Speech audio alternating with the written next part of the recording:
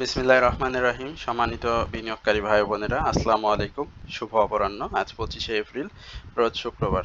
আজকে আপনাদের সামনে আপনাদের বেশ কয়েকটি 10টির মতো অনুরোধের স্টক নিয়ে সংক্ষিপ্ত পরিসরে আলোচনা করার জন্য আপনাদের সামনে হাজির হয়েছি। আশা করি আপনারা সকলেই শারীরিকভাবে সুস্থ আছেন, মানসিকভাবে কেউই ভালো নেই। সুতরাং শারীরিকভাবেই সবার সুস্থতা কামনা করছি। সবাই ভালো থাকবেন এই প্রত্যাশায়।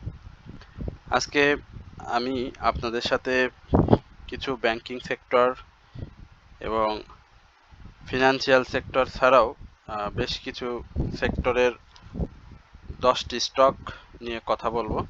আশা করি আপনারা সকলেই ধৈর্য সহকারে আজকের এই আলোচনাটি শুনবেন এবং যারা প্রথমবারের মতো আমাকে শুনছেন তাদেরকে বিনীতভাবে অনুরোধ করব, অবশ্যই আপনারা আমার চ্যানেলটি সাবস্ক্রাইব করে আপনাদের যদি কোনো অনুরোধের স্টক থাকে সেটি কমেন্টসে লিখে আমাকে জানাবেন। আমি আপনাদের অনুরোধের স্টক অবশ্যই সেটি নিয়ে আলোচনা করব। অনেক ক্ষেত্রে যেটি হয়, অনুরোধের স্টক বা আপনারা কমেন্টসে লিখে থাকেন সেটি আলোচনা করা হয় না। সেক্ষেত্রে আমি আপনাদেরকে বলবো যে যদি এই ধরনের কোনো মিস হয়ে থাকে তাহলে আপনারা অবশ্যই আমার হোয়াটসঅ্যাপে নক করবেন। আমি সেখানে আপনাদের অনুরোধের স্টক নিয়ে আপনাদের জানার সেটি বলে দেবো। এছাড়াও আমার হোয়াটসঅ্যাপ গ্রুপ রয়েছে, আপনারা জানেন সেটি অনেক বড় একটি গ্রুপ। আমার কাছে প্রায় 500-র মতো বিনিয়োগকারী রয়েছেন।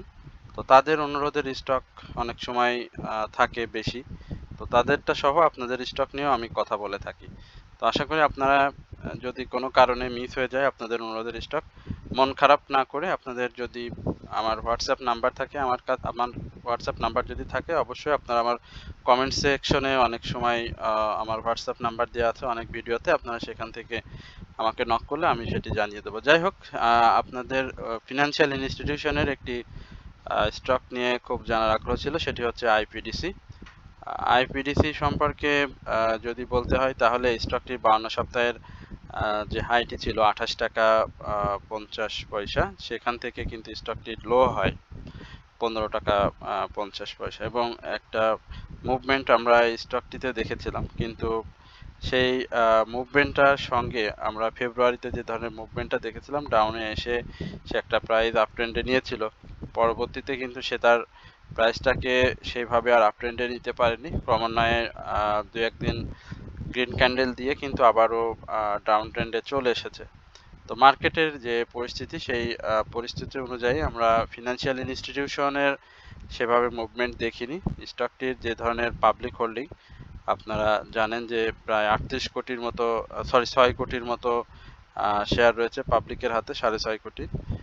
সেখানে ভলিউমটা একেবারে নগণ্য। এই দিনের যে ভলিউমটা হয়েছে 14,69,000, এই ভলিউমে আমরা বায়ার এবং সেলারদের অ্যাক্টিভ দেখেছি, বাট শেষের দিকে বেশ ভালো একটা সেল প্রেশার কিন্তু আইপিডিসিতে চলে এসেছিল।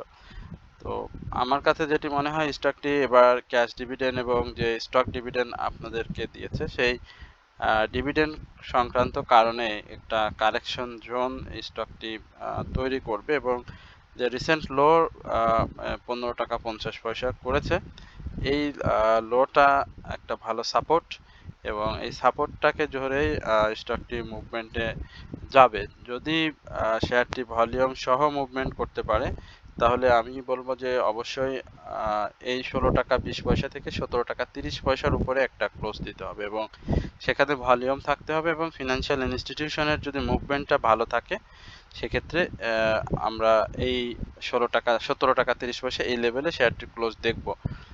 এখন পর্যন্ত সেল সিগন্যাল রয়েছে। স্বাভাবিকভাবেই মার্কেটের পরিস্থিতি বিবেচনায় সমস্ত স্টকই একটি কারেকশন জোনে রয়েছে। সুতরাং আমি বলবো যে এই 17 টাকা 30 পয়সার উপরে যদি শেয়ারটি ক্লোজ দিতে পারে তাহলে এখানে শেয়ারটিতে আপনারা এন্ট্রি নেবেন, আর অবশ্যই ভলিউম সহ গ্রিন ক্যান্ডেল করতে হবে।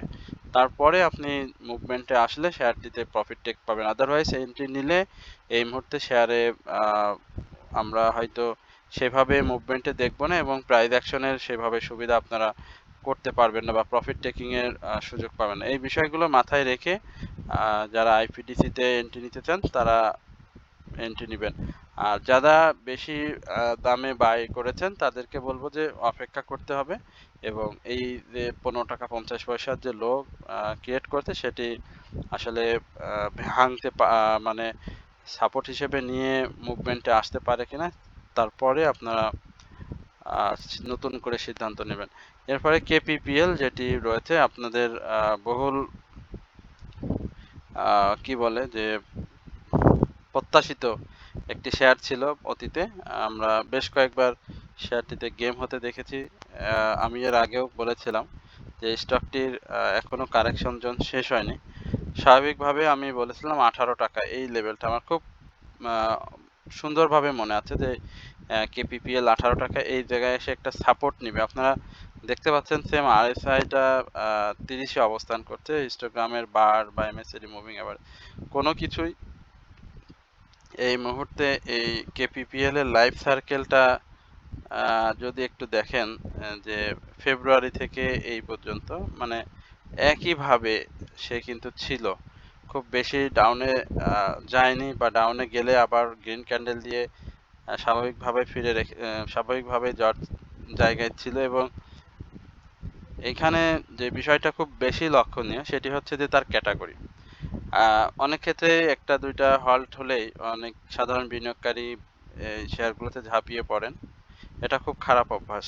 একজন বিনিয়োগকারী হিসেবে আপনাকে অবশ্যই ধৈর্য ধরতে হবে এবং বিচক্ষণ হতে হবে। মার্কেটের পরিস্থিতি বিবেচনা করে আপনাকে শেয়ারগুলোতে এন্ট্রি নিতে হবে। আপনি জেড ক্যাটাগরিতে এন্ট্রি নিলে আপনাকে অবশ্যই এই ধরনের ফ্যাসিবাদীর মুখোমুখি হতে হবে। আপনি জানেন যে জেড ক্যাটাগরির তে আপনি 4 দিনের আগে আপনি সেল করতে পারবেন না, সেল করে আপনি বাই করতে পারবেন না, অনেক ধরনের জটিলতা থাকে। তো এই ধরনের মানে ন্যাব, ইপিএস, পি রেশিও নেগেটিভ, উৎপাদন বন্ধ বা জেড ক্যাটাগরি শেয়ারে তো আপনি এইভাবে হঠাৎ করে র্যালি দেখলেই চড়ে বসলে তো আপনার এই ধরনের সমস্যা হবে। এখন 18 টাকা সাপোর্ট যেটি বলেছিলাম সেটি খুব সুন্দরভাবে করেছে, এবং এই সাপোর্টটা যদি রেসপেক্ট করে খুবই ভালো।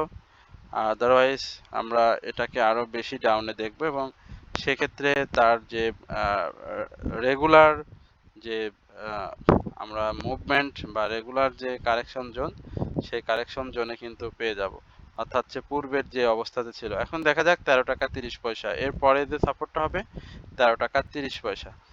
এই হচ্ছে কেপিপিএল নিয়ে আমার সংক্ষিপ্ত পরিসরের যে আলোচনাটি সেটা। এরপরে ফরচুন নিয়ে আপনারা একটু জানতে চেয়েছেন, আমরা একটু দেখি ফরচুনের কি অবস্থা। ফরচুন দেখতে পাচ্ছেন একেবারে আসলে মার্কেট পরিস্থিতিতে সব স্টকই একটা ভয়াবহ পতনের মধ্য দিয়ে যাচ্ছে। ফরচুন সুজ বর্তমান যে প্রাইসটা সেটি আমরা দেখতে পাচ্ছি যে 15 টাকা 10 পয়সা অবস্থান করছে। স্টকটির ক্যাশ ডিভিডেন্ড হিস্ট্রি খুবই খারাপ, 1% ক্যাশ ডিভিডেন্ড দিয়েছে।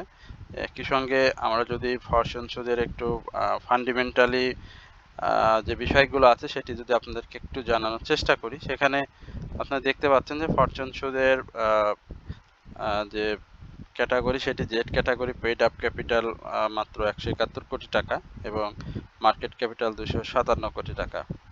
এর মধ্যে শেয়ারটির কিন্তু লং টার্ম, শর্ট টার্ম বিভিন্ন ধরনের লোন রয়েছে।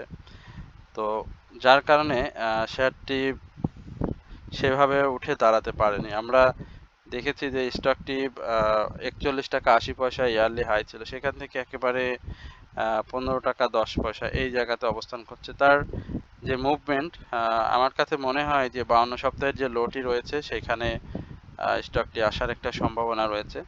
এবং যে ভাই জানতে চাচ্ছেন যে 26 টাকা এই জায়গায় ফরচুন সুজকে এভারেজ করে বের হওয়া যাবে কিনা, আমি বলবো যে না, এখনই সময় আসেনি ফরচুন সুজের এই এটা করার জন্য। আপনাকে এমন জায়গায় এন্ট্রি নিতে হবে যখন শেয়ারটা আপ ট্রেন্ডে যাওয়ার চেষ্টা করে। এখানে থেকে যদি 1-2 টাকা আপ ট্রেন্ড হয় বা কন্টিনিউ আপ ট্রেন্ডের মধ্যে থাকে, তখন আপনি যদি অ্যাভারেজ করতে পারেন তাহলে আপনি বের হয়ে যাবেন। আদারওয়াইজ যেহেতু জেড ক্যাটাগরি শেয়ার, আপ ট্রেন্ডটা এইভাবে আসবে না এবং মুভমেন্টটা আসতে হলে সময় লাগবে। সুতরাং আপনি যদি বাজার বুঝে থাকেন তাহলে আপনি বুঝতে পারবেন যে কখন আপনার এন্ট্রি নিতে হবে। বাট এখন স্টকটিতে এন্ট্রি না নিয়ে আমি বলবো যে তার যে লোটি রয়েছে এখন কিন্তু সে 12 টাকা 90 পয়সা এই জায়গাতে আমরা ফরচুন সুজের একটা গন্তব্য দেখতে পাচ্ছি। আর মার্কেট যদি ঘুরে যায় সেটি একটা ভিন্ন কথা হবে। এরপরে পাওয়ার গ্রিড, আমরা দেখতে পাই পাওয়ার গ্রিডের কি অবস্থা।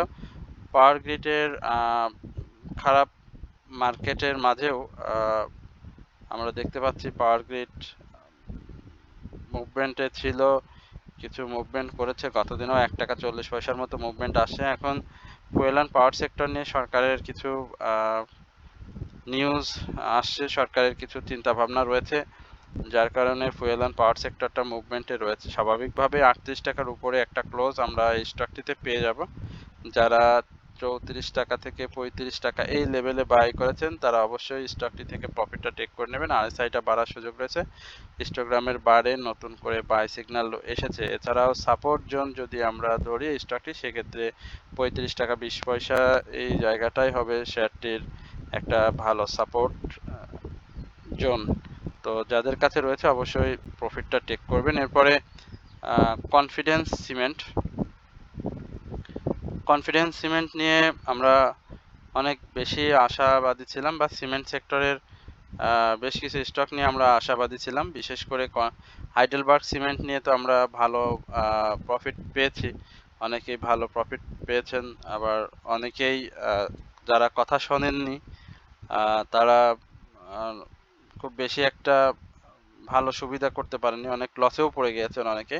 একটা কথা বলতে চাই যে আমার আলোচনা শুনে আপনারা কেউ বাই সেল করবেন। আমরা গ্রুপে যারা আছি, গ্রুপের অনেক মেম্বাররা অনেক ধরনের মতামত দেয়, অনেক স্পেশালিস্ট রয়েছেন, তাদের কথা শুনে অনেকেই বাই সেল করার চিন্তা ভাবনা করা হয়, কিন্তু আমার আলোচনা শুনে কেউ বাই সেল করবেন। আমি মূলত আপনাদের স্টকগুলোর পজিশনগত অবস্থা ব্যাখ্যা করি। একই সঙ্গে আমি হোয়াটসঅ্যাপে বা আমার গ্রুপে আমি কারোর কাছ থেকে কোনো ধরনের সুবিধা গ্রহণ করি না, কোনো ধরনের অর্থনৈতিক সুবিধা গ্রহণ করি না। অনেকেই বাজেভাবে কিছু বলার চেষ্টা করেন বা অনেক ধরনের নিজেদের বাজেভাবে বলে থাকেন।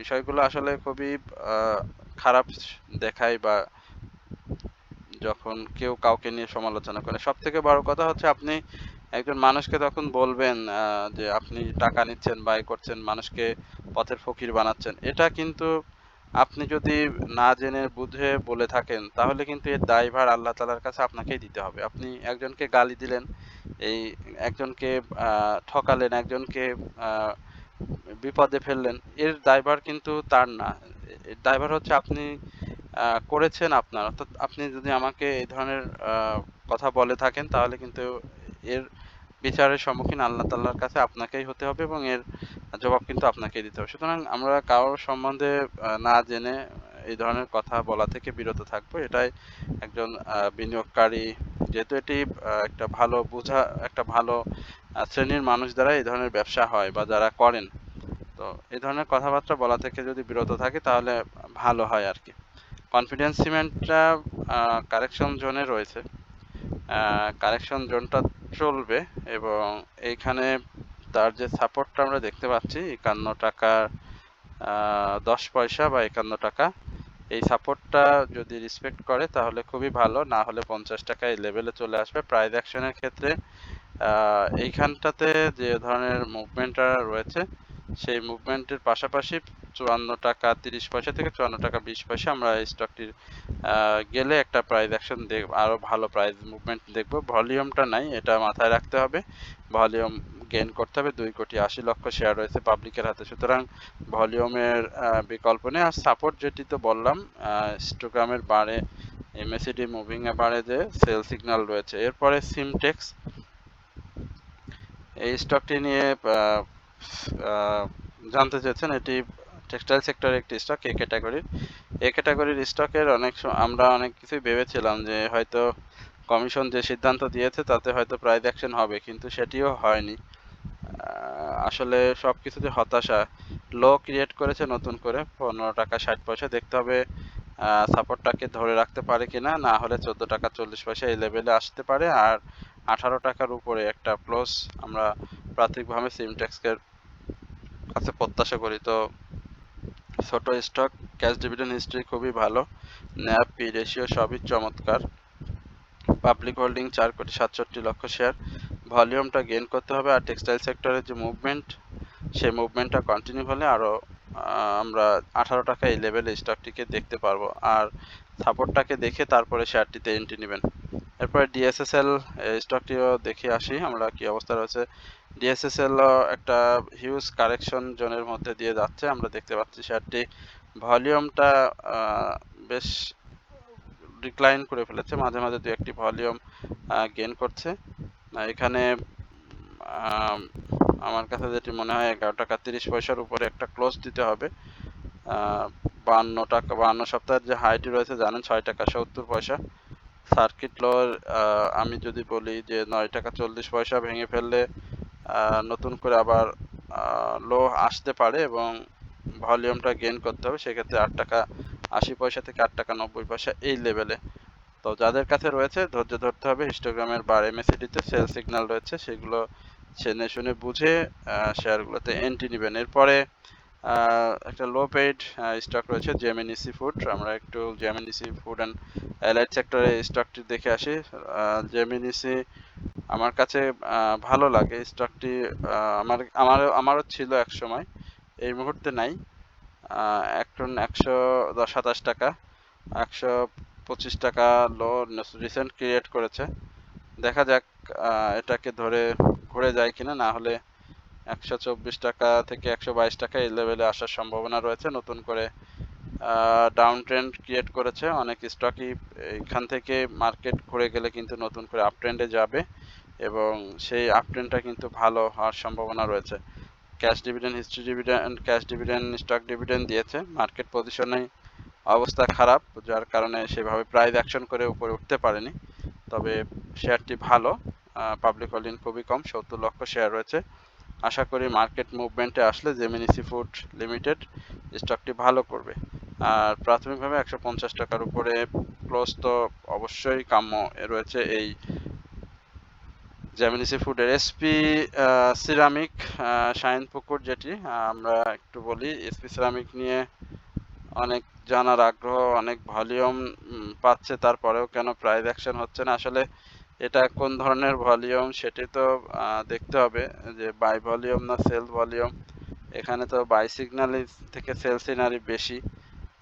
ক্লোজিং এখানে একটা 17 টাকা 60 পয়সা পর্যন্ত প্রত্যাশা করছি। দেখা যাক এই লেভেলে এসপি সিরামিক সাপোর্ট নেয় কিনা।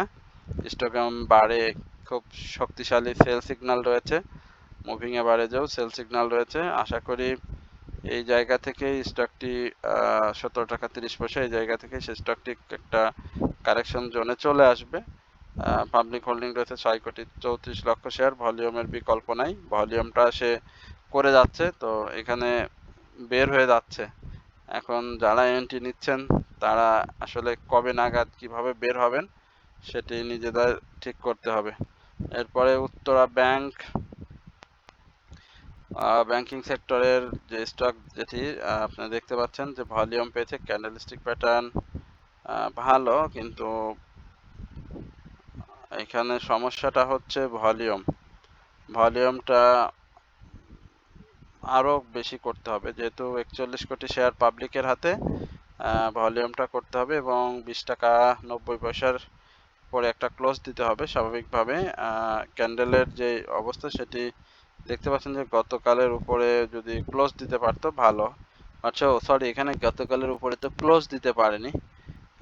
ক্লোজ না দেওয়ার কারণে স্বাভাবিকভাবে আমরা হয়তো 10-20 পয়সা নেগেটিভ দেখতে পারি এবং সেক্ষেত্রে 19 টাকা 70 পয়সা এই লেভেলে শেয়ারটি আসবে এবং এখান থেকে যদি সাপোর্ট নেয় তাহলে খুবই ভালো হবে। শেয়ারটি 20 এপ্রিল রেকর্ড ডেট ছিল আপনারা জানেন। তো এবার সে সাধারণ বিনিয়োগকারীদের ক্যাশ এবং স্টক দুইটি ডিভিডেন্ডই দিয়েছে। এই 20 এপ্রিল পরে শেয়ারটি কিন্তু 5 টাকা 30 পয়সার মতো প্রাইস ডিক্লাইন হয়েছে।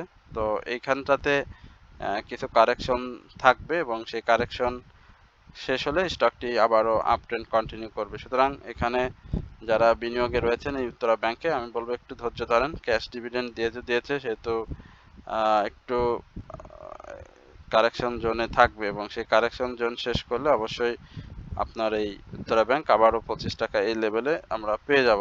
তো এই হচ্ছে আজকের আপনাদের অনুরোধের স্টক নিয়ে আমার সংক্ষিপ্ত পরিসরে আলোচনা। আপনাদের যদি কোনো আরও অনুরোধের স্টক থাকে সেটি অবশ্যই আপনারা কমেন্টসে জানাবেন। আমি আগামীকাল শনিবার মার্কেট বন্ধ, সেখানেও আপনাদের অনুরোধের স্টক নিয়ে কথা বলবো। তো সকলে ভালো থাকবেন, সুস্থ থাকবেন, এই প্রত্যাশায় আজকের আলোচনা এখানে শেষ করছি। আসসালামু আলাইকুম ওয়া রাহমাতুল্লাহি ওয়া বারাকাতুহু।